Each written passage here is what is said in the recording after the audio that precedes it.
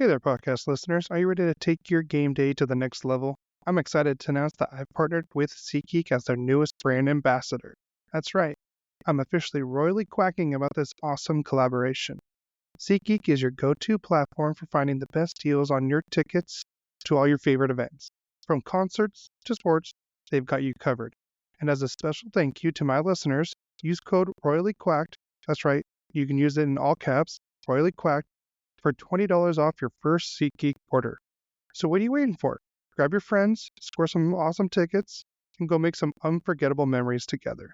Thank you for SeatGeek for making it happen.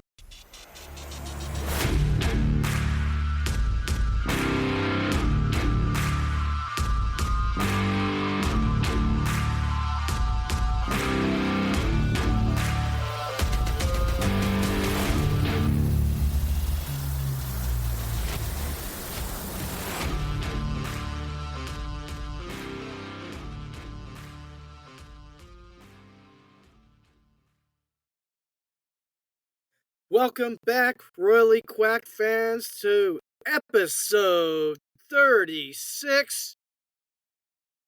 It's a beautiful day here in Southern California, and we're so happy and very happy to be able to do this podcast and interact with you fans. How's it going, Cody? I'm doing good, Dad. It's the John Gibson episode. Oh, this is the John Gibson episode? Yeah, number 36. Oh. John Gibson. Okay, we're going to do that now. No, I'm just kidding. Live from Anze Kopitar Studios, it's Royally Quacked.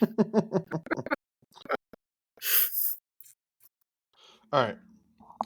I got the trivia question now. Okay. What are the 8 teams that have never had a first overall pick? God. First overall pick. That's not something I have totally paid attention to, so I'm going to struggle with this one. But I'm going to start off with the Anaheim Ducks. Yep, that is one, sadly. We should have had 2, but that's okay.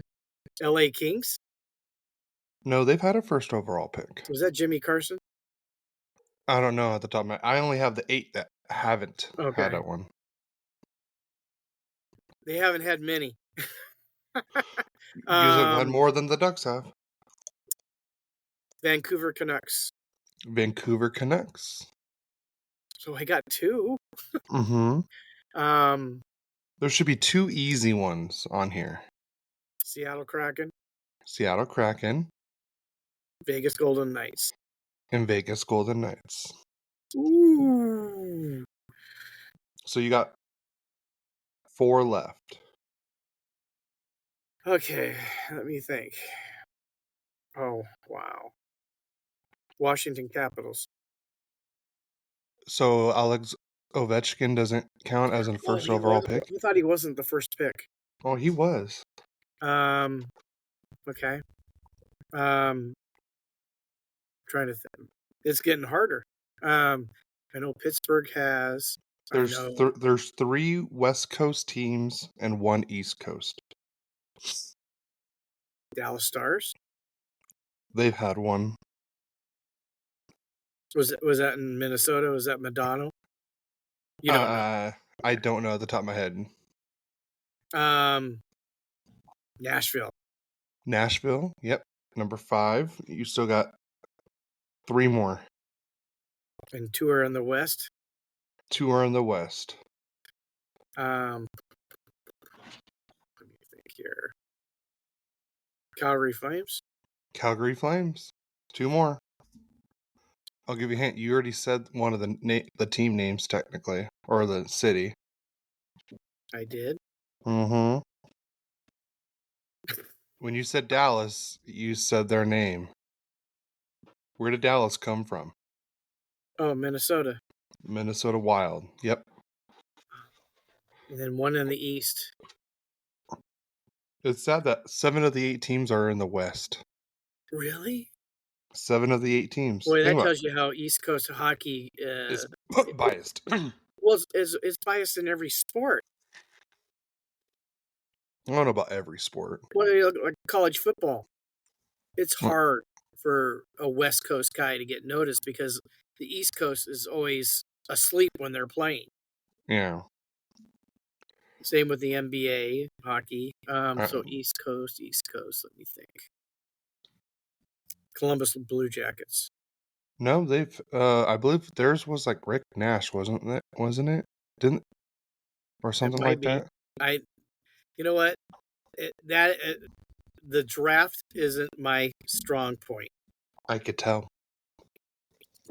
Um, I'll you give. guys can't see what I'm doing to Cody right now, but He's telling me to read between the lines, and he has three there you fingers go. up. God, I'm drawing a blank on the teams now for some reason. All right, they're in the Metro. That should help. And Yeah, they've been a very good team lately. They just extended their head coach. Carolina. Carolina. That helped. Yeah. That was a tough question. You're welcome. It has so much to it. Mm-hmm. All right. Ready to get into team news? Sure. All right. Well, I'll start off real quick with the Ducks news. Just a couple draft picks from this last season I want to go over on how they've been this season. Your number 3 overall pick, Beckett Seneca, through 11 games, has 16 points. He has 10 goals and 6 assists with a +6 rating. And I believe he even had a hat trick in one of his games lately. So, congrats to Beckett right there. He's looking pretty good coming off of that broken foot and everything. Next up, Terrence Smith, who was our third, I want to say he was one of our third round picks. He's a defenseman with the Everett Silvertips. In 14 games, he has 18 points, 3 goals, and 15 assists with a +16 rating. He currently leads all WHL Blue Liners in points. Dang. Yeah. That's impressive. I think he was, like I want to say a late third round pick.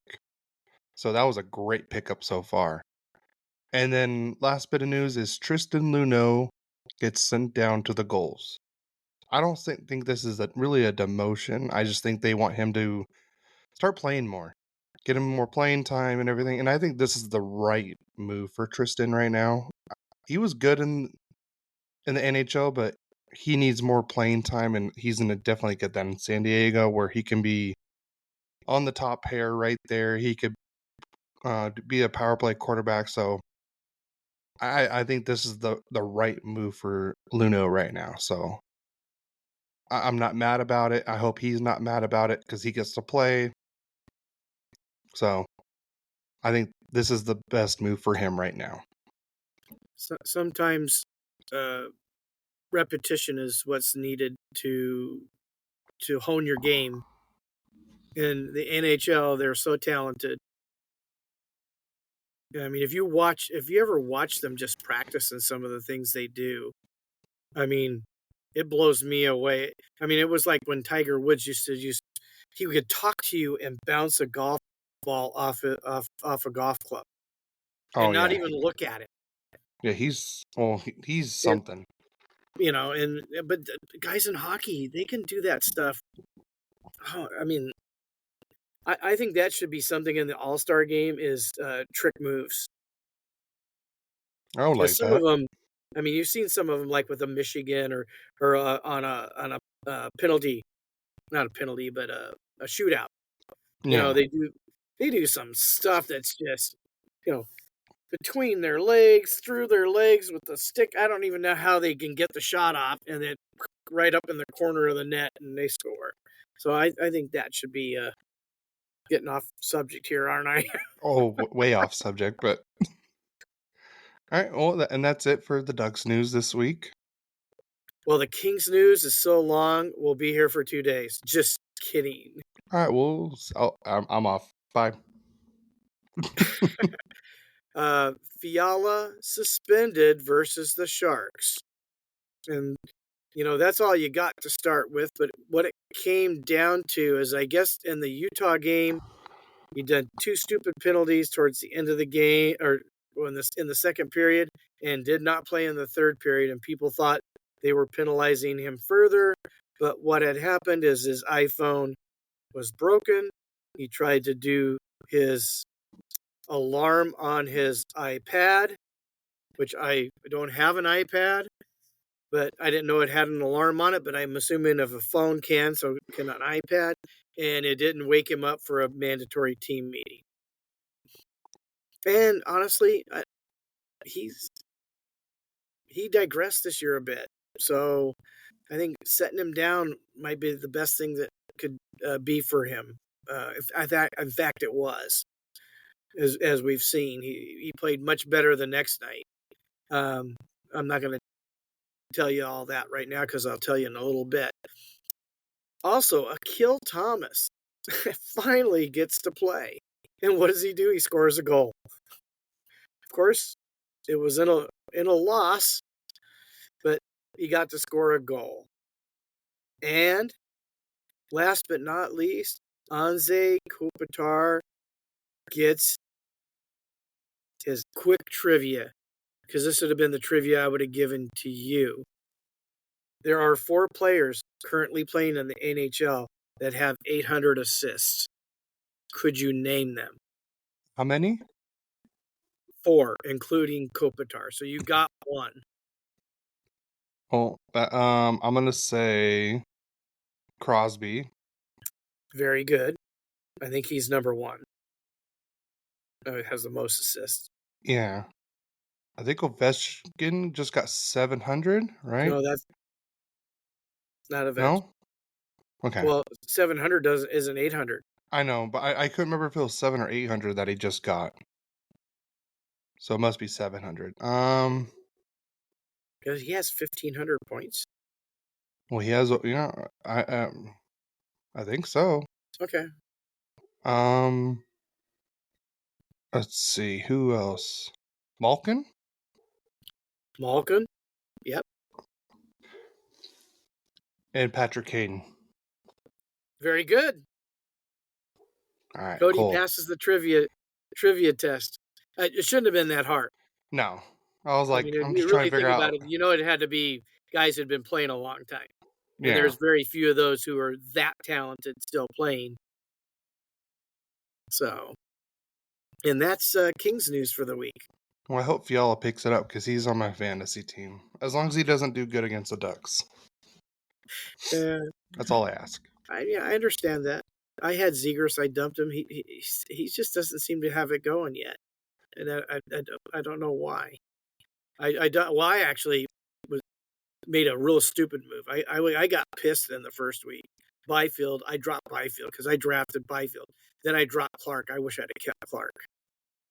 Oh, Clark's available? No. Our buddy from Arizona picked him up. Read between the lines, Eric. Oh, Jesus. So, right. You're welcome, by the way. Let's go to league news. So right. I'll start off league news. I was going to say, I'll let you start off with this one. Guess what? The NHL draft is coming to LA. Now, it's not going to be the extravaganza that we had at the, what was it called? What's that in Vegas? The draft? Yeah, that place they had it at. Oh, the Sphere? Sphere. There are going to be some players, getting their jerseys and so forth, but it's not going to have all the teams in LA.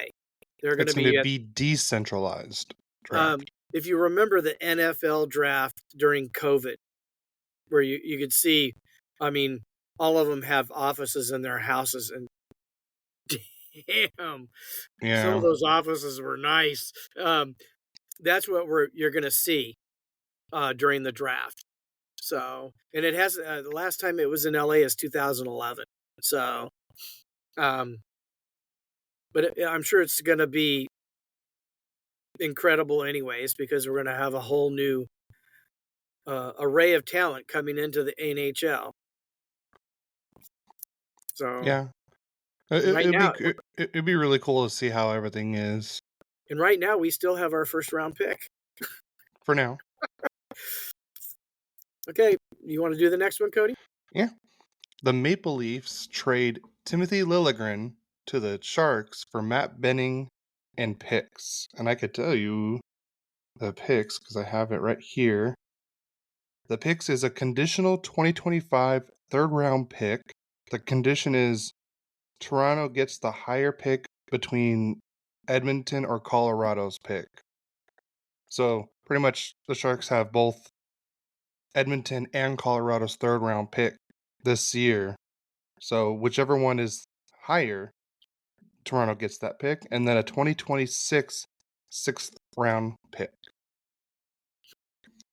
And that's a trade from strength. No, I think that's a trade to get rid of some salary too. Well, yeah, but he wasn't playing as much, and they got future for him. So I think it was a good trade overall. And honestly, the Sharks need another defenseman. So they need a lot of things too. Pacific Division fans, you pay attention to this one. Edmonton Oilers star Connor McDavid will miss 2 to 3 weeks with an ankle injury. And my understanding is he did not stay with the team on their trip. And he went back to Edmonton to have the doctors look at him. And, I mean, according to Elliot Friedman from 32 Thoughts, there's two reasons why. One is they're being cautious, obviously, with the greatest hockey player playing currently. Or two, it's more serious than we think. So it's one of those two things. And I'll be honest with you, I don't want him to be hurt. No. I mean, if you've not ever seen him play live, oh my God. I mean, I used to think I was a pretty good athlete. I realize now, wow, how incredible. I'm a traffic cone compared to Connor McDavid. I'm a 2-ton piece of smashed up car that can't move compared to him. Oh, he is something. He is. Yeah, he's definitely the best player. And with him being out, it doesn't make the NHL as entertaining. You know, it's funny. To throw that. This is really just to be on top of that news we just gave you. When we were drafting in the hockey, I got the first pick ever. First time ever I've had the first pick. And I go, who am I going to take? I mean, obviously, McJesus is an easy. I go, no, I'm going to go with Nate McKinnon. I go, lately, McDavid's been breaking down physically last few years. And I go, and I thought about Draisaitl too, because when he's on, oh my gosh. I mean, he would be my 1 year. You had the first pick. You took McDavid, I think. Yeah. And I took Draisaitl, and I go, thank you. And he goes, for what? I go, that's who I wanted. I would have picked him one. And that was a year he was like the Hart Trophy winner. Well, Connor McDavid's not even in the top 10 right now in fantasy points. I don't think Draisaitl is either. No. You want it? Who's won? Kaprizov. Nope. Kaprizov is not. I don't see him on here. I thought he had 20 points from what somebody said. 20 points? I'm talking about like total for the season. Yeah. Are we talking? Yeah. I just looked it up. Kaprizov has 21 points. He's leading the NHL. No, I'm talking about in fantasy points. Sorry. Okay. Well, sorry. Well, we were talking about fantasy, so okay, who's I, leading? I, I, McCarr. Makar. He's number one, and number two is Heisher. I had Heisher last year. He didn't have that great a year. He was okay. Yeah, you got two people there in the top four: I do. McKinnon and Crosby. Do I have anyone in the top? Nope. Okay, let's move on This before isn't. we get. This isn't. This is royally quack, not um, uh, ESPN fantasy hockey podcast. Although we will talk about it here and there. We're Yeah, just really early in the season with a lot of new players, and at least we have people that totally care for the first time. I think yeah, because a lot of them they would never change their team and they just get waxed. I mean, it's one thing to get waxed just because you didn't draft well. I mean, because that can happen. of course. Then again, I still remember when we needed an extra team. This was years ago, and I just made one for Christina. And I remember I was drafting one team off my laptop, and I think another team off my cell phone, and we were playing Cards Against Humanity with a bunch of friends. I was doing like three things at once, and I never touched her team, and her team came in fourth place that year. I just said it once, and then I just told him I'm like, just keep the app on your phone. That's all I ask. Well, that's when we had Adam and his dad, and we had a Yeah, pretty for 3 or 4 years. Everybody stayed. yeah. All So right, we should probably move on to the next bit of news. sure, The Detroit Red Wings have traded veteran defenseman Oli Mata to the Utah Hockey Club on Tuesday night as the NHL's newest team tries to overcome significant injuries to its blue line. yeah, Jersey. I think of Marino? Marino. I knew it started with an M. I couldn't remember his name. Yeah, I had Jersey. He's on the injured reserve. I don't even know if he'll play this season. He had Yeah, reconstructive surgery on his shoulder. that's That's sad. sad because he he was incredible last year for them, and he started Yeah. off pretty good this year. All right, we'll move on. Flyers, Matvey Michkov named NHL Rookie of the Month. He's a guy who dropped to seventh because he was Russian. Was it last year? Yes, it was the Bedard draft. Yeah, we're playing the Bedards today. You're playing them tomorrow. Mm-hmm. But Michkov dropped to the seventh pick. Philly took him, and he's already in the. Everybody was afraid he would never be able to get out of his contract. From my Oh, I have understanding, Heisher. he had to buy himself out. Yeah, he has to buy himself with his own. The Flyers cannot help him. Right. He had to buy out his own contract. Yes. So, yeah. Islanders Matthew Barzal is out with an upper body injury. Oh God, I love Barzal, but this couldn't have happened before the Ducks played the Islanders. Because God, every time he had the puck, he looked dangerous against the Ducks, which I'll go over that later. Yes. But he's Very, he's someone that's really fun to watch too. and he plays 200-foot hockey, which every team only has maybe two guys that really do that well. Yeah, I'm talking mostly the forwards. I mean, because defensemen, that's what they're there for, is to play defense. And then yeah. Dakota Joshua hopes to be back in the Canucks lineup after cancer surgery. And boy, I think they miss him. Oh yeah. I mean, he's not one of the superstars on the team, but he's one of those guys that when he's there, he makes everybody else a little bit better. So That's for sure. I hope that all the people who are injured get healthy quick, come back and play. I much rather win with playing full strength teams than to play with depleted teams. Yeah. So now are we on to last week's games? Last week's games. Yeah. You want me to go first or you want to go first? You have 4. You have 3. I have 3. Well,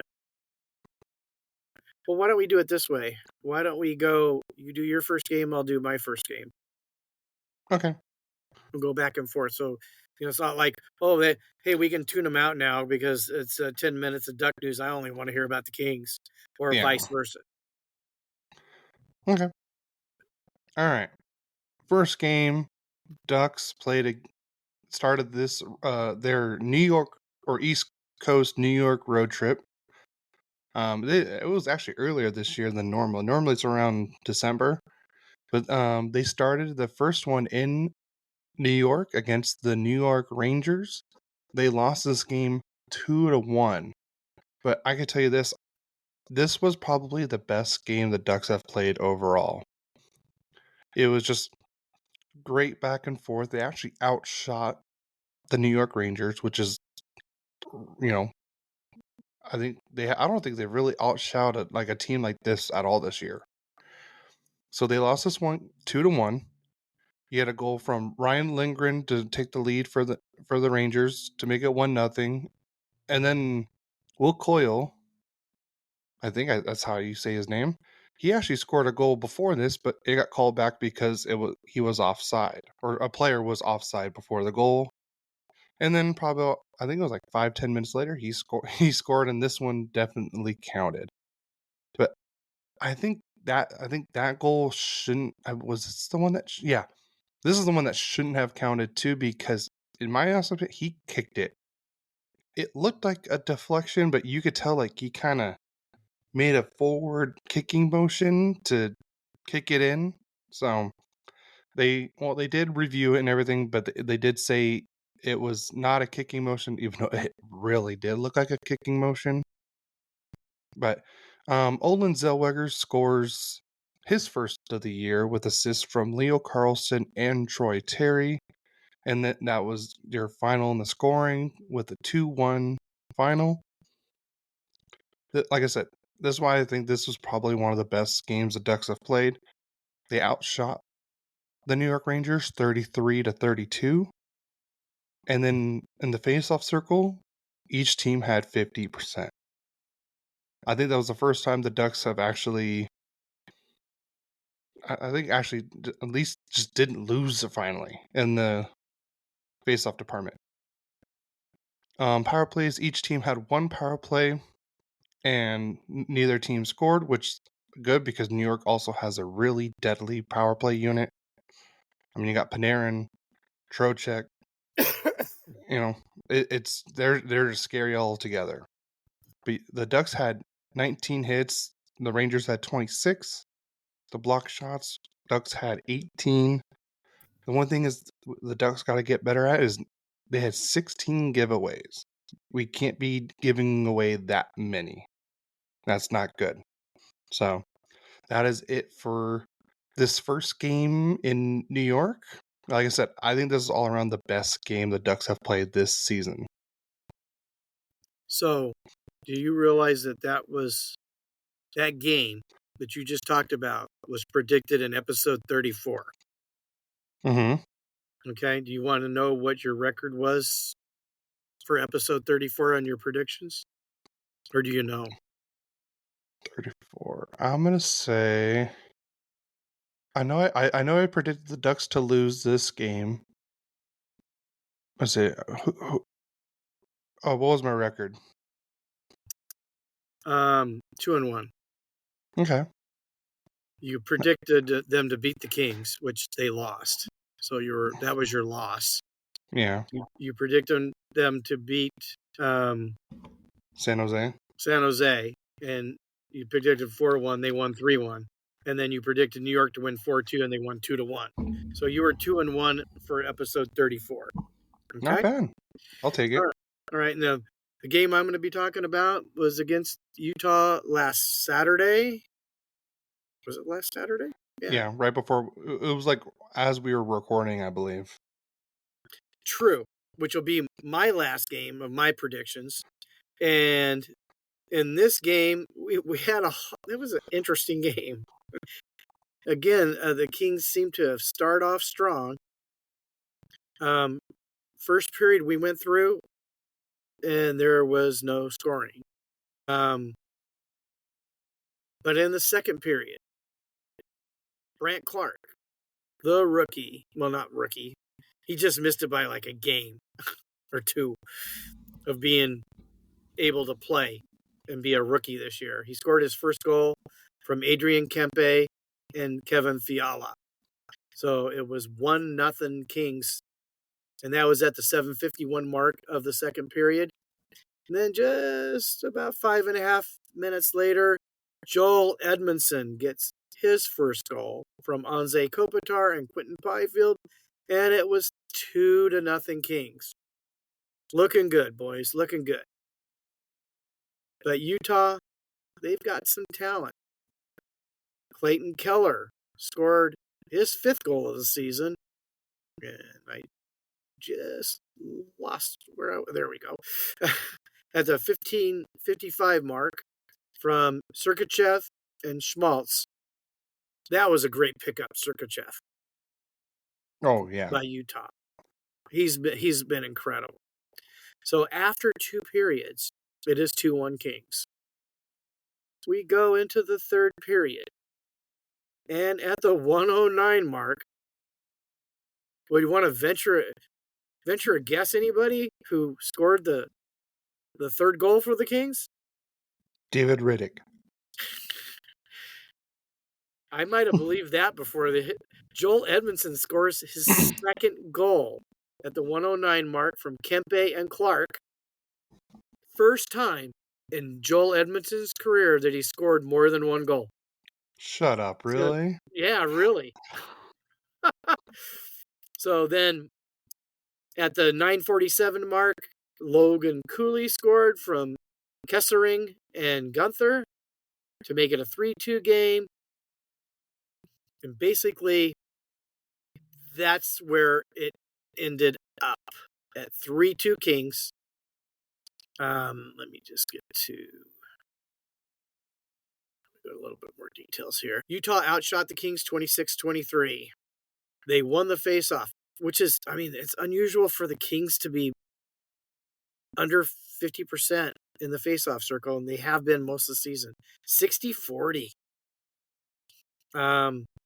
Although the penalty kill for the Kings was up this week, or for this game, because Utah was 0 for 3, and their power play was up this week because they were 1 for 3.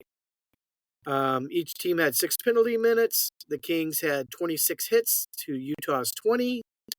The Kings had 15 block shots to Utah's 13. In giveaways, that's the one you want to lose. You want to lose that one, and the Kings did lose it because Utah gave up 16 and the Kings only gave up 14. The takeaways, you want to win, and the Kings only had 3 and Utah had 7. And let's go back to see who our 3 stars for this game were. I can tell you how, pretty much Adrian Kempe, the 3rd star with 2 assists. Brandt Clarke, the 2nd star with a goal and assist. And the star of the game, Joel Edmondson with 2 goals. So that I had 4 games. You had 3 games in episode 34 in predictions. I went 4-0. I know I didn't.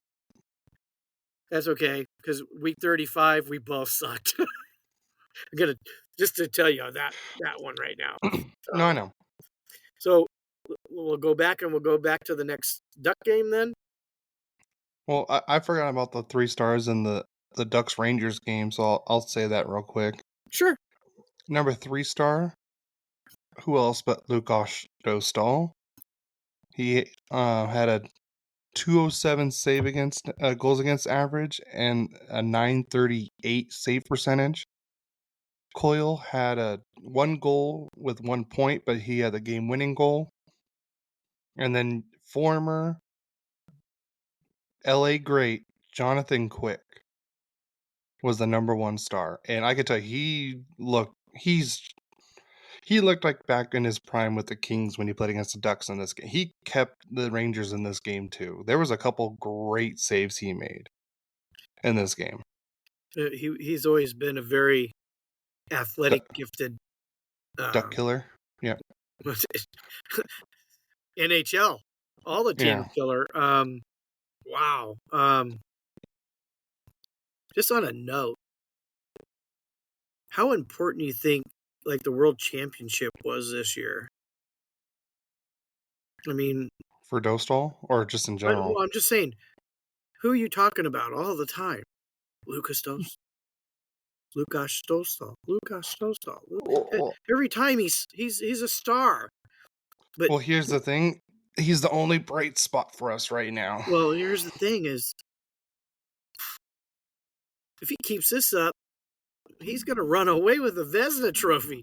Oh, I mean, kidding. He's been incredible. Well, trust me, I'm going to get to that a little bit more later too. Yeah, but what would the score of the Kings-Ducks game been without him? That's been every game with Dostal in the game. But so, anyways, we'll move on to game number 2 for the Ducks, the New Jersey Devils. Yes, this was on the end of a back-to-back for the Ducks. They went to New Jersey to play the New Jersey Devils, and this one was the complete opposite game of the night before. This one they just completely got outplayed, out-hustled, pretty much out everything. I'm not going to blame James Reimer for this game because honestly the Ducks just looked like utter crap. They lost this game 6-2. They got outshot 34-26. I'm sorry, but when you're giving up 16 shots in the first period, 16 shots in the first period, 12 in the second period. You want to know how many the Ducks had between those first 2 periods? 4? Close, yeah. No, they had 10 total. Well, they've had times where the shot volume is almost non-existent. Yeah, or if they even get any shots. But believe it or not, the Ducks actually scored in the first period with one of those 7 shots. And so in the first period, Brock McGinn scored the first goal of the game. I was actually listening to that game. Yeah, this was just a great game. I'm sorry, a great goal. My bad. Just Brock McGinn just was able to skate and then a Devils player was in front of him, and he shot it at the perfect time where the Devils defenseman was blocking Markstrom's view, and scored a short-sided goal on him. The assist was Terry and Strome, and that was Brock McGinn's first goal of the season. And then after that, in the second period is when it went to,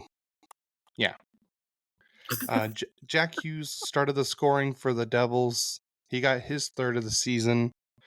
And then former Duck, Stefan Noesen, scores 2 goals back-to-back for the Devils to make it 3-1. And then another former Golden Knight loves to pick on the Ducks, Paul Cotter, scored and made it 4-1.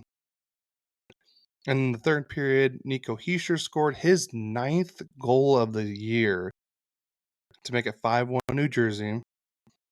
Ryan Strome scored his 3rd of the year with assists from Fowler and Gauthier.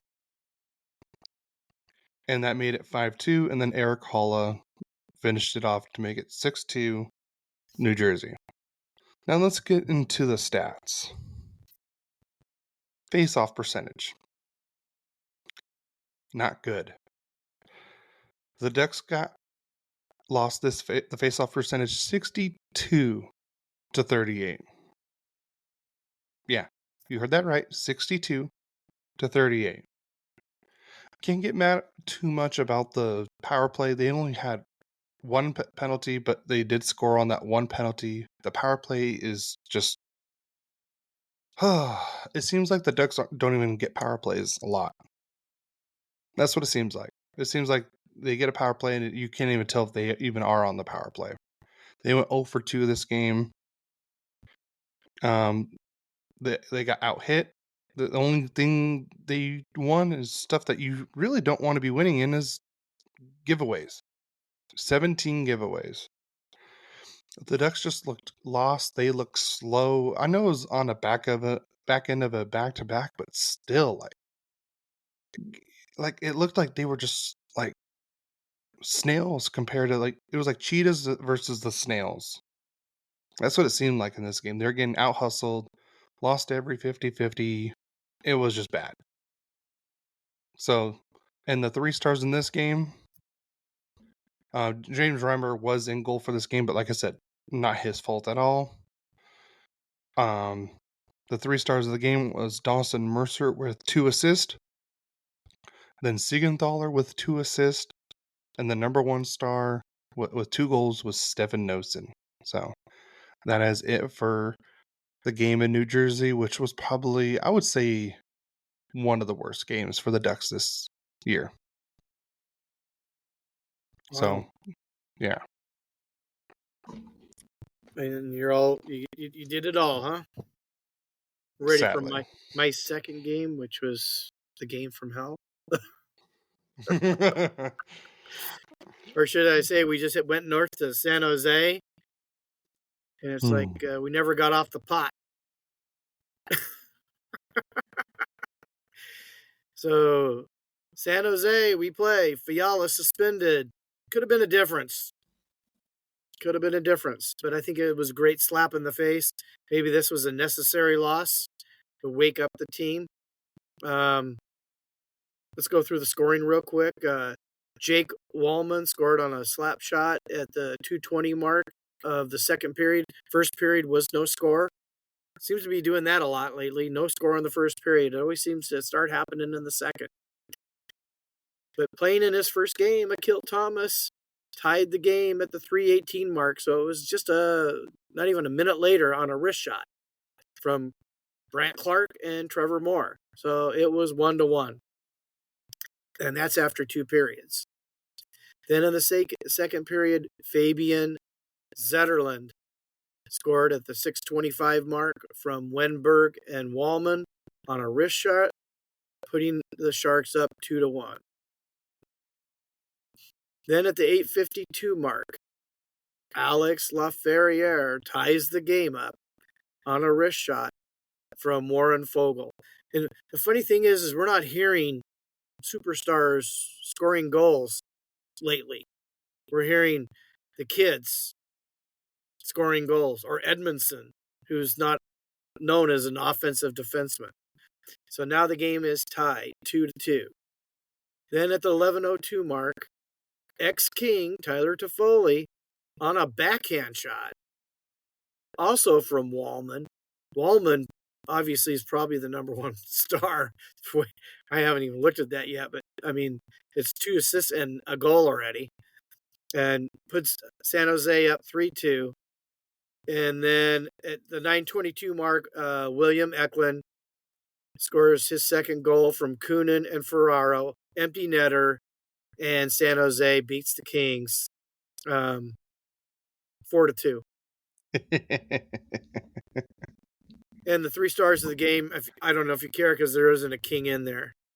Vanashek, the goalie, 929 save percentage.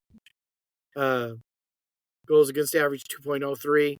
Toffoli had the game winner goal, was the second star. Wallman, obviously number 1 star with a goal and 2 assists. Let's get into the other parts of the game. The nitty-gritty? The nitty-gritty stuff. So, here we go. Kings actually won the face-off, 57.9% to 42.1%. The Kings were 0 for 6 on the power play and 0 for 4. So their penalty kill is picking it up back again. And what really killed the Kings, I didn't say this in the first period, they had 2 penalties right in a row, right at the start of the game. And they just never really got rolling after that. It just shows you how penalties can take away the momentum. Momentum is key. Kings had 8 penalty minutes. The Sharks had 12 hits. The Sharks out hit us 21-15. Get this on block shots. 24 block shots for San Jose, 11 for the Kings. Giveaways, Kings had 13, Sharks only had 12. Takeaways, the Kings had 10, and the Sharks had 6. So the Kings lose 4-2, and this was on Tuesday, the 29th. All right. What? Just you guys lost to the Sharks. Yeah. How embarrassing is that? Yeah. All right. For the Ducks' third game this week, the third game of the road trip, they end up back in New York to play the New York Islanders. In this game, they won 3-1 and got completely outshot again, 41-22. Leo Carlsson got his 4th goal of the year on a power play goal with assists from Vetrano and McTavish. This was just a great deflection goal from Leo. Like I said, that's the stuff we need to see on. That's what we need to see on the power play. That is what and even the next goal I'll talk about too. That's what we need to see on the power play. This game was one of our another better power play games, I would say. All the other games, I don't even think the power play even exists. But Leo Carlsson got the scoring started in the first period with his 4th of the year. And then in the second period, Troy Terry scored his 5th of the goal, 5th of the goal, 5th of the year on a power play goal. Honestly, this was really just a great play overall by just McTavish and Zellweger. Zellweger got the puck at the top left of the zone, and he lost his footing, and the penalty killer was about to get it out, and Zellweger just made a really great second chance effort and got the puck to McTavish. McTavish drove the net on the right side, and you could just see Troy Terry on the other side. McTavish passed it across the crease, and all Troy Terry had to do was just tap it in. Just tap it in. Just tap it in. And that was Troy Terry's 100th career goal. So congratulations to Troy Terry on hitting the century mark for the goals. You want to know something interesting, Dan? What's He's that? the first Duck to score 100 goals that was not a first-round pick. That's crazy. Well, there's gems later in the draft. We know that. Yeah, like Troy Terry was a 5th-round pick, so and he does not look like a 5th-rounder. No, not even close. Nope. Like I said, Troy Terry's looked really good this season. I have no complaints about his game whatsoever. In the third period, Matthew Barzal got on the board for New York on a power play goal. That was his 2nd of the year with assists from Horvat and Dobson. And then Frank the Tank Vetrano scores his 1st of the year on an empty netter with assist from Alex Killorn, who got his 1st assist of the year. So that was the 3-1 win for the Anaheim Ducks. Like I said, the shots on goal is what we really got to work on. We got outshot 41-22. And again, the face-off percentage. We lost the face-off percentage 32.8 to 67.2. That's not good. The power play was great. We had two power play goals out of 3 chances, and the penalty kill was even better. You only give up 1 out of 4. That's great. We out-hit them, had more block shots than they did, but then again, more giveaways. We can't be doing that. 3 stars of the game, Mason McTavish. 2 assists with 2 points. Troy Terry got the 2nd star of the game with 1 goal and I believe his was the game-winning goal. Yes, game-winning goal. And the number one star of the game, who else but Lukas Dostal? Yep. Boy. He had a 9. Vezina Trophy winner Lukas Dostal. Yeah. Gave up 1 goal, and it was a power play goal. Do you have him on your fantasy No. team? I don't even know who has him. I'll look it up while you're talking about your game. But he has a .976. He's incredible. Goals against average. Yeah, he's leading. I looked that up. He's leading in save percentage. He's also leading in was it goals save expected, I believe, too. Yeah, well, that's not a that's a more deeper. Yeah. Analytic. So, I'll just kind of like it's a way like there's like analytics on like they like I said, I'm probably not going to describe this right, but like the goal saves expected is like when they tally up all these analytic stats and everything, like where the shot was, if it was high scoring or not, and it kind of tells you like, oh, this team should have scored 5 goals, but they only scored 3 because of the goalie. And so, like if say like in the one game against the Avalanche, I believe the Avalanche was their goals expected was like 5.5 or something, and Dostal only gave 4. So then now he has a plus 1.5 goals saved expected. So I believe that's the best way to put it. I want to start kind of learning how to understand that more. That way I can talk about it, especially when you got someone like Dostal on your team. Yeah. So, but that is it for the game against the Islanders. So we go to San Jose and we play like we're Pee Wee hockey. We kind of look like what were they? Section 5? Yes. Mighty Duck movie before they became the Mighty Ducks. We look like them. Playing against San Jose. We come home and play who? The hated Vegas Golden Knights. First period. Warren Foegele gets his 4th unassisted at the 13:58 mark. Another backhanded goal. Way to go, Warren. 1-0 Kings. It's like 52 seconds later. Adrian Kempe scores his 4th goal. Wait a second. Foegele had goal 4 before Kempe did? Incredible. I wouldn't think that.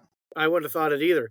Kopitar got his 7th assist. Mikey Anderson his 3rd assist. It's now 2-0 Kings. And it was 2-0 Kings after 1 period. We start the 2nd period. I do believe this is the leading goal scorer for the Kings. Alex Laferriere gets his 6th from Mikey Anderson. And my jester from 2 weeks ago, Quentin Byfield. I mean, he's getting assists. He hasn't scored a goal yet. Fogel's got 4 and Quentin has 0. 3-0 Kings. That was at the 10-11 mark, a wrist shot. This was the prettiest goal of the game.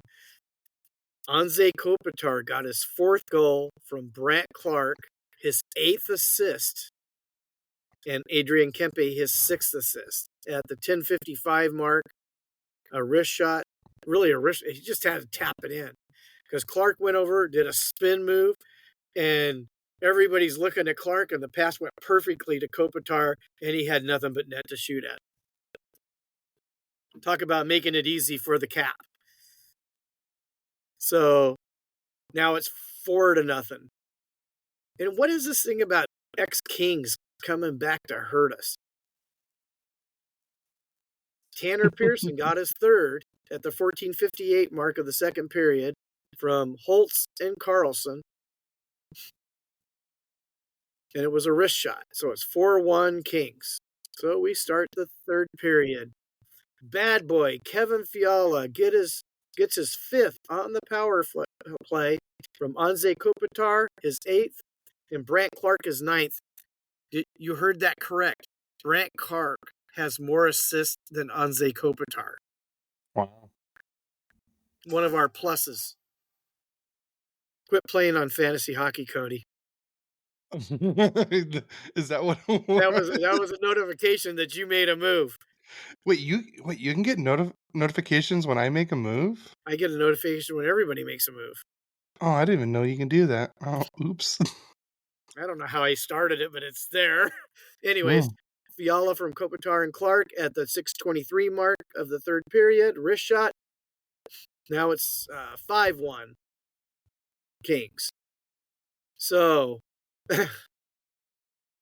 our offensive defenseman, Joel Edmondson, at the 8:03 mark, scores his third goal. Assist from Brandt Clarke, his 10th, and Kevin Fiala, his third, on a wrist shot. Joel Edmondson's got more goals than Quentin Byfield. What the hell's going? This world is upside down, dude. That's all I gotta say. No kidding. Then later part of the period, Pavel. How do you say that, Cody? I'm not even on the same thing as you. Hold on. Doroveev scored his fifth on the power play from Stone and Theodore, who, thank you, you stole from me, Theodore, at the 11:04 mark on a wrist shot. And then Doroveev scored his second goal, not on the power play, from Korzak and Hurdle at the 17:03 mark, a backhanded shot, another backhanded shot, which led to the score being 6-3. How do you beat the Vegas Golden Knights one night or lose to San Jose the next? The three stars of the game: Adrian Kempe, the third star, with a goal and an assist; Brandt Clarke, the second star, with 3 assists, including the beautiful one to the cap. And who's the number one star? Anze Kopitar with a goal and 2 assists. So let's go to the details. Now, this is more like it. Vegas is a very good face-off team. 50-50. At worst, you want to be 50-50. The Vegas Golden Knights were 1 for 3 on the power play. So obviously the Kings were 1 for 3 on the penalty kill. The Kings were 1 for 1 on the power play. So they had 100%. The Vegas had 9 penalty minutes. The Kings had 13. Still too many penalty minutes for the Kings. I think they're trying to show the Ducks that they're not the only team that gets in trouble with penalty minutes. The Kings out-hit Vegas 27-21. They blocked shots 10-7. Giveaways, they only had 8, and Vegas had 16. And takeaways, the Kings only had 6, and the Knights had 11. So the final of the game, Kings 6, Cheaters 3. Yes, honey, I said I didn't say it this time. I didn't say it. Yeah, well, she can be mad at both of us for a little while. No, you said it this time. He's not going to hear that till like Thursday next week, so we're good. Nope, I blame you. I think that was my last game, too. Yep. All right, I got one more to talk about. On the final game of this road trip, the Ducks end up in Pittsburgh, going against Sid the Kid, even though he's not really a kid anymore, Crosby. The Ducks lost this game 2-1 in overtime. Sid the Kid scored both goals for Pittsburgh. Why am I not shocked? Alex Killorn scores his second goal of the year with assists from Zegras and Gaudier. Can you guess on who has more assists, Zegras or Gaudier? Gaudier. Yep, he has twice as many assists. He has 4, Zegras has 2. But then again, Zegras has actually scored this year. Gaudier still hasn't scored his first NHL goal, which I'm going to come up with that prediction later. So we both feel like we have future superstars not performing. Yeah. So, How but that, I mean, must be the weather in Southern California. yeah, it I don't must know what be. else it could be. Yeah. So Alex Clorn got the scoring started in this game with that goal in the first period. We were held scoreless until the third period, where Sidney Crosby scores his second of the year to tie it up 1-1 on, honestly, just a straight Crosby kind of goal. It was a shot pass that was going like 5 feet wide of the net, and Crosby just tips it in. Like, I don't know how he does these kind of goals. But yeah, He's been he's Sid the Crosby. Kid, man. He's a superstar. Oh yeah, he's definitely. I wouldn't say he's going to be in the Mount Rushmore of greatest players ever. And he's the only old guy in that NHL commercial. Oh, I love the NHL. And that is It's such a a great great. one. If you guys have not seen that, it's all the kids, and then at the end, it's Sid. I just started laughing when I saw that the You first notice time. it's like a lot of number one picks in that one. You Yeah. had McDavid, Bedard, McKinnon. You had Jack Hughes. Quinn Hughes wasn't a first round pick. I think he was in that one. Yeah, but yeah, that was a great commercial. And so Sid the Kid tied it up, and we end up going into overtime. And sure enough, Sidney Crosby, which I don't think this goal should have counted because there was a penalty, but the refs completely missed it. Anyways, but Sid the Kid got pretty much a one-on-one against Dostal, and Crosby, just being Crosby, just was patient and just kind of dangled right in front of him and just scored. Nothing that I'm not blaming Dostal at all for this. I'm pretty sure every goalie would have gave up that goal. But yeah, so Sid the Kid won it in overtime for the Penguins to to get them the win. That I believe that was their first win in 6 games. They lost 6 games in a row before that. Wow. But here we go again, guys. Shots on goal.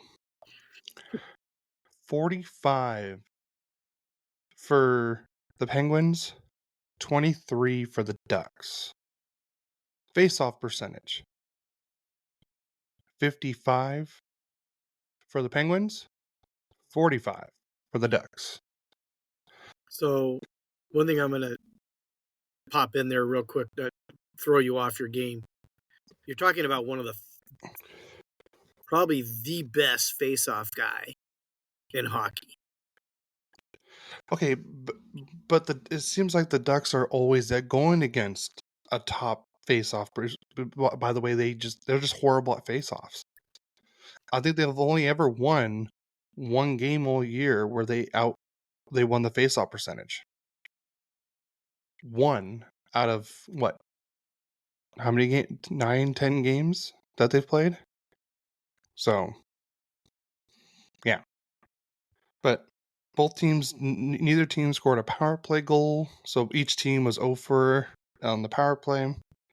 Then again, the Ducks' power play was literally non-existent in both of them. I don't even know how many shots on goal I know they had like one maybe good chance, but it wasn't very good. We out hit them 27-17.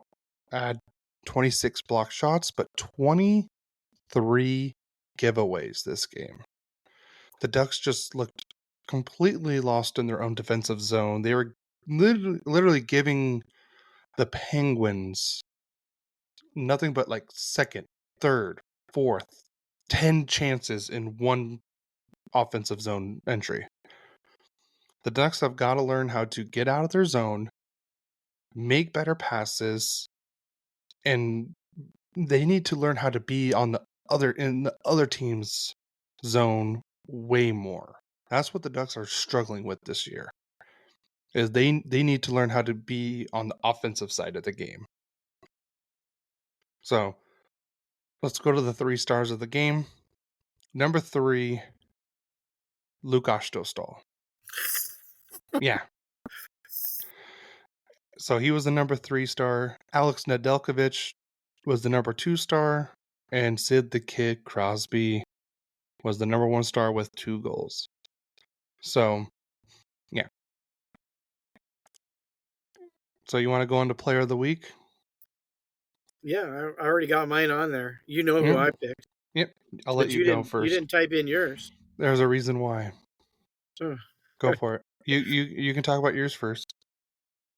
My king of the week is Brandt Clarke. He's scoring a point a game right now through 11 games. If it wasn't for Kel McCarr, he might be, in the running for the Norris Trophy. But Kel McCarr is Kel McCarr. And Brandt Clarke's still not there yet, but dang, I bet he's going to be scoring like him before you know it. I mean, he's got 1 goal, 10 assists in 11 games. He has more assists than Anze Kopitar. He's second leading scorer on the Kings right now as a defenseman. Kings really never. Probably the last time they had one that was up like that was Paul Coffey. Yeah. Not even Doughty is that big of a scorer. So, and that's my king of the week or player of the week. All right. Mine, I know I already picked him once, but he's literally been a star of the game. Every game he's been in this year. Literally. Even on away games, he's a star of the game. You know how hard it is to lose in a game, in an away game, and still be one of the 3 stars? He's the only reason why the Ducks are even where they're at right now. And so, again, for the second time this season already, Lukas Dostal is my star of the week, my player of the week. Should be the star of the week. He's going to be the MVP this year at this rate. Well, I already told you he's the number 1. Yeah, literally. Gibson's a clear number 2 now. Yeah. There's just no way you can not give him more games. Oh, yeah. Exactly. So, that's... I wanted to try to pick someone else. I wanted to pick Cutter because he's really picked it. He still hasn't scored, but you can tell his play has gotten better. I wanted to go with McTavish because he has looked better this week. I would say he had like 2 or 3 points this week. Troy Terry is another great one, but I want Lukas Dostal, man. Let's see if I could look up the stats for goalies. I think Lukas has the most fantasy points right now. Oh, so Save percentage. You're going to go... Dostal's 17th in save percentage, but wait, no, he's not. Let's see, save percentage. He's got to be number 1. No, Jonathan Quick is number 1, but that's in... here you go. Lukas Dostal. I'll say, yeah, he's number 1 for real, I would say. Nothing against Quick. But Lukas Dostal has a 945 save percent average. That is crazy. He's getting 9.4 points a game in ESPN fantasy in our league, the royally quacked pro league. Lukas Dostal has the most saves with 273. In second place, it's Markstrom with 2 more games. He only has 253. And then shots against. Again, Lukas Dostal has seen 289 shots against. And he's saved 273 of them in 8 games. You'll never guess who has them. Oh, Justin? I already Yeah, looked it up. Justin has them. I looked it up. So, like I said, those I wanted to try to pick someone different, but when you have someone like this at this kind of level, that should be your player of the week. All right. So, do you have a lame duck this week? A lame duck this week. Rich Clune. He's the assistant coach for the Ducks. I don't know what the hell is going on with our power play unit. It's I don't know what it is half the time. So Well, you know who our power play guy is, right? Neil Brown. And guess who is the jester of the week? Neil Brown. Our power play. I mean, we score once in a while, but it's pretty pathetic. The Ducks' power play is better than the Kings right now. Yeah. So, Newell Brown, get your act together. It's the second week in a row that my jester's been a coach. I mean, on my jester B would be still Byfield until he breaks out. He's too talented not to be doing something. So, anyways, enough said. I don't want to be angry today. It's my day off. Well, my day off from my regular job. So Yeah. we want to go into predictions? Let's do predictions. All right. Want me to go first? You can go first. So today at 1 o'clock, I have the Kings beating Chicago Bedards 6-2. And okay. But before I do that, I know I did that game. So after episode 34 and 35, my overall record is 4-2. Okay. And Cody's record is 2-4 on his records. So, and those are picking our own team's games. So we're not like in total competition there. It's how good we're picking wins and losses. So I'm really going out on a limb this week. I'm going to tell you right now. I think whether they beat Chicago by 6-2, I think they'll beat Chicago.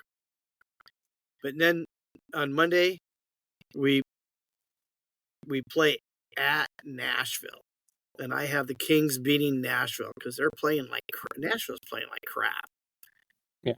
And did Stamkos finally score a goal? Yes, he finally scored. I haven't beaten Nashville 5-3 in Nashville on Monday. Then we have a back-to-back. We play Minnesota. Minnesota's probably one of the hottest teams in hockey right now. Yeah. Because Kaprizov's leading the league in scoring. 21 points. I have the Kings beating Minnesota in Minnesota 4-3. Oh, I'm really going out on a limb on that one. Then on Thursday, we're going to play Vancouver. And that's one game Vancouver just seems to have our number. I have Vancouver beating the Kings 4-2. And then we play on Saturday, which chances are we're only going to get, God, I have 5 games. You're only going to get 4 of them on our podcast next week. Because that Saturday game will probably be on the following episode, just so you know. We probably should start doing those predictions that way. And doing games through Friday. Through Friday? Okay. Yeah, start doing that. Okay. But I'll just give you mine right now. I have the Kings beating the Blue Jackets 5-3 on a week from today. Okay. And those are my predictions. All right. For my predictions, the Ducks play tomorrow, Sunday. But you guys this podcast will be coming out Monday. But I'm predicting the Ducks beat the Chicago Bedards 4-1. And this is the game where Cody gets his first NHL goal. That's my prediction. Well, you've been going out on a limb a lot lately too. I got to make it spicy. I think you actually did that when we played you guys, and you said you guys were going to beat us. Sure. Let's move on from that. You went out on a limb. Anyways. And you're kind of a big guy to be out on a limb, just to tell you. Yeah, I know. On Tuesday, the Ducks play against Vancouver. I'm predicting a 3-2 loss to Vancouver. And then on Friday, we play against the red hot Minnesota Wild, and I am predicting a 4-3 loss on that one too. I got to be honest on some of these. Yeah, absolutely. As much as I would love to see nothing but W's for the Ducks, yeah, I have to predict some losses. Well, the funny thing is the Kings are 6-3-2, and they've played like crap. I mean, against Vegas, that was probably they were dominating Vegas, and that was impressive. I mean, they were up 6-1. I mean, that was impressive. They've been eking out games, and I think I listen to other podcasts, and and I get a lot of information from them. Kings of the Podcast with John Mayer and Dennis Burstein. Dennis Burstein picked Coach Hiller last week as the King of the Week, and I picked Hiller as a jester. And I called, or did I text you? I text you. You texted me. Can you believe? I go, we're that far off on the thing, but they won the games, and that's why Dennis said they were winning games they shouldn't win, and that I'm going to give him credit for it. Now I can understand that, but I come to the realization that you can't continue to play on the edge like that. You're going to not make the playoffs. Yeah. So that's how I felt like that. So, and then Locked on Kings with Eddie Garcia. I listened to that every episode, and if you ever listen to Royally Quacked, I love your voice. I listen to our podcast, and I cringe when I talk because I can't. I cringe when you talk too. Yeah, thank you. But I listen to him. He's so eloquent, and his voice is. I mean, it's a radio voice. It's like the same thing with the Locked On Ducks guy, JD Hernandez. He has a great voice too. And Eddie Garcia, yeah, he does have a good radio podcast voice. And then with all the Kingsmen, you got Jesse Cohen. Now Jesse, he has a calmness in the way he does his podcast.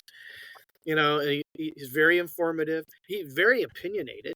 Not that I agree with him all the time, but he comes up with great stuff. And on his podcast, he talks about. He actually has a podcast about all the changes that went on with crypto.com. And I don't think it had anything to do with, except for the scoreboard. I guess the scoreboard is incredible in Staples Center now, but they don't have that entertainment thing. That might come next year.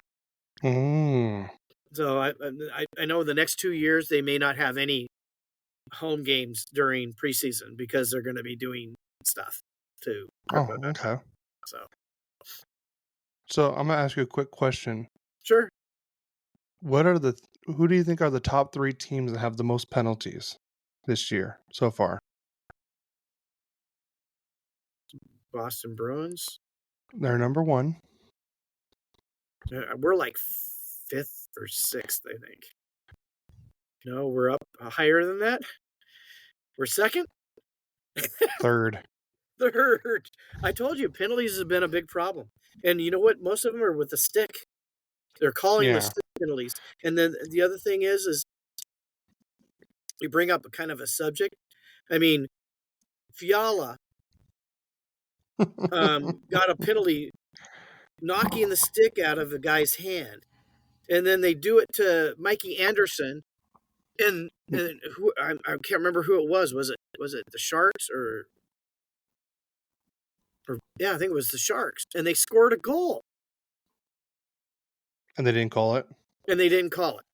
Now, I know how us Ducks fans felt last year I think it's happening. It happens to every team, I think, Cody. But it's just I don't know. Last year there was some blatant penalties that the other teams got away with against the Ducks, but like the Ducks got called for like the little ticky tack ones.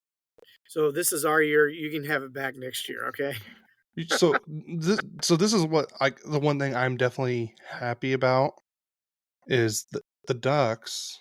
If I look on the other side, they have the 5th least amount of penalties taken.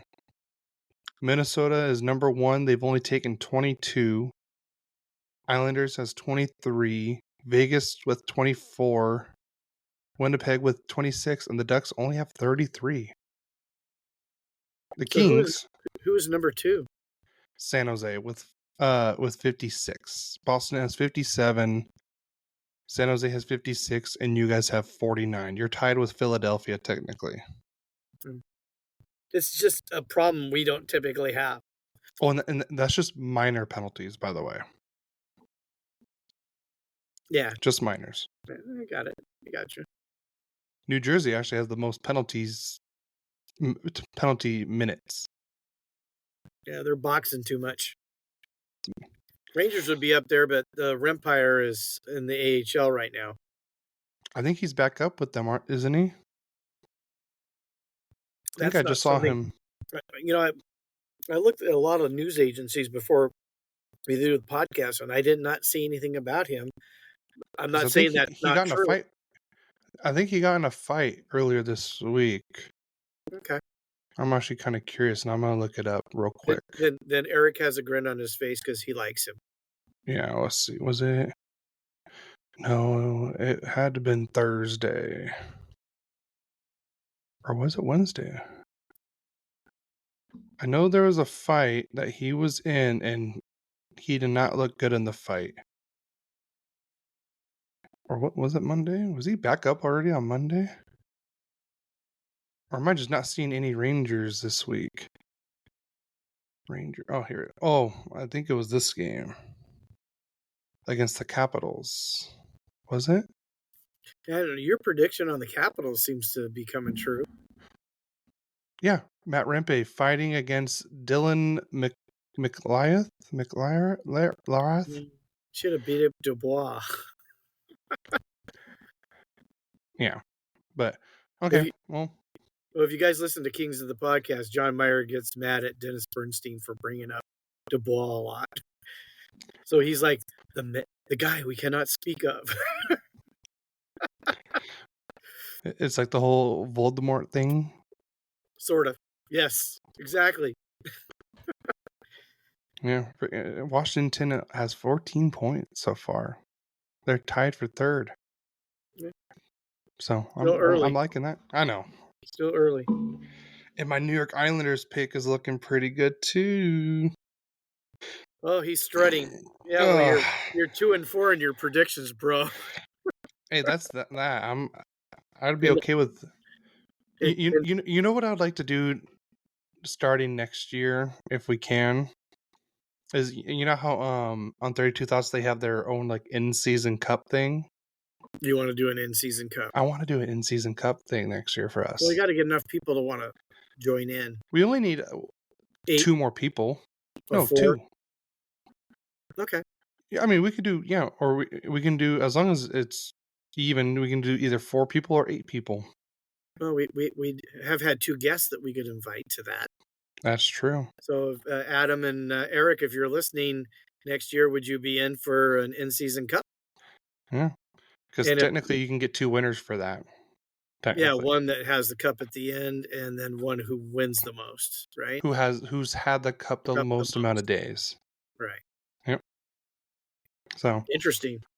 Yeah, I'd be down to do that. That'd be fun. All right. Yeah. You ready to get out of here? I am ready to get out of here. Good, because I have to go to work real quick and help out real quick for it's gonna be like a 5-minute thing. You get paid for an hour?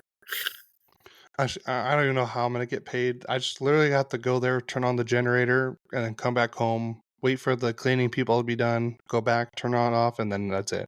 Oh, are you on call this week? No, I'm just because I live Close. the closest. So they asked me if I wanted overtime. I was like, what do I have to do? And they're like, oh, just turn on the generator and turn it off, and that's it. I'm like, oh, okay. Piece of cake. Yeah. So, all All right. right. Well, thank you guys again for listening to Royally Quacked. If you guys have been enjoying listening to us, please leave a review or a rating on your favorite podcast platform. Again, we're on Apple, Spotify, Amazon Music, iHeart, and if I know everyone has YouTube, please, if we get enough subscribers, we'll try to start doing videos podcasts. That way, you guys can see our ugly faces. That's Oh both of God, us. am I gonna have to put makeup on? Yeah, you definitely need that. Luckily, I got a lot of mom's genes, so that really helped me out. You are blessed. So, please, if you guys have a YouTube, at least subscribe and like the video. That would really help us out a lot too. If you guys are, I might as well do a little promo. I know it's been a while since we've done it, but if you guys are planning to go see any sporting events, going to see the Ducks or Kings or any of your favorite concerts, please go to SeatGeek, and if you put in Royally Quacked as your promo code, you get 20% or not 20%, $20 off your first purchase. That would really help us out too. Let's see, what was the other one? I had it and I lost it. Oh, this is a great outro, right? But on that, guys, Take please two. tell your take two. Take two. Rewind. I'm just kidding. Please tell your family, friends, co-workers, a random stranger, just if they're Ducks fans, Kings fans, or just any kind of hockey fan, or they want to start learning hockey. Again, we have our what I would call, or everyone calls, an evergreen episode. We got the Hockey 101, where we help people learn hockey. So, on that, you have anything else to add? Yeah, I have a new email. I mean, you can still do the royallyquacked@gmail.com. But Yeah. if you want to just speak to me, it's gary.royallyquacked@gmail.com. So if you Kings fans want to ask a question or just you want to not have something on the episode and you just want to ask me something privately, you can do it right on that email. Yep. So, You can also message us on the Instagram account, or even message us on our personal one. It should be in the show notes. I'll add the email to your email to the show notes again. thank you. Yep. And then what was the last thing? Oh, and guys, please join our Discord server. And I actually just made a Facebook group for Royally Quack. So if you guys are interested, please join that too. It's free to join, costs you nothing. There's just one random question, and that's all you got to answer. It should be pretty simple for any hockey fan. So on Awesome. that, I'm ready to get out of here. Me too. All right, well, we'll see you guys next week on Royally Quack. And just remember, Go Kings, go! and let's go Ducks.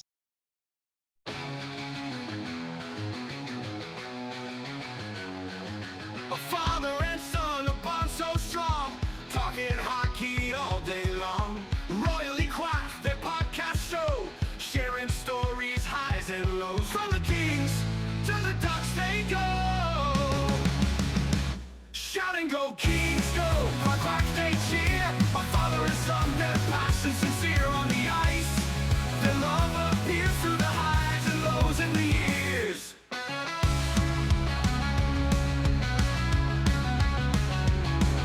The legends of Gretzky, Solana's grace, passing on history in every case. Father teaching son, a legacy shared, a royally quack their stories hid. Face off in life, together they stand. Shouting go Kings go, quack quack they cheer. A father and son, their passion sincere on the ice. Their love appears through the highs and lows and the years.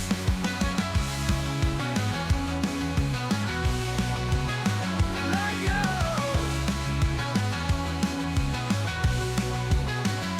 The legends of Gretzky, Solana's grace, passing on history in every case. Father teaching son, a legacy shared. On royally quack, their stories end. Face off in life, together they stand. Shouting, go Ducks, go, go Kings, go. A father and son, watching the show. Through wins and losses, their spirits grow. On royally quack, they steal the show.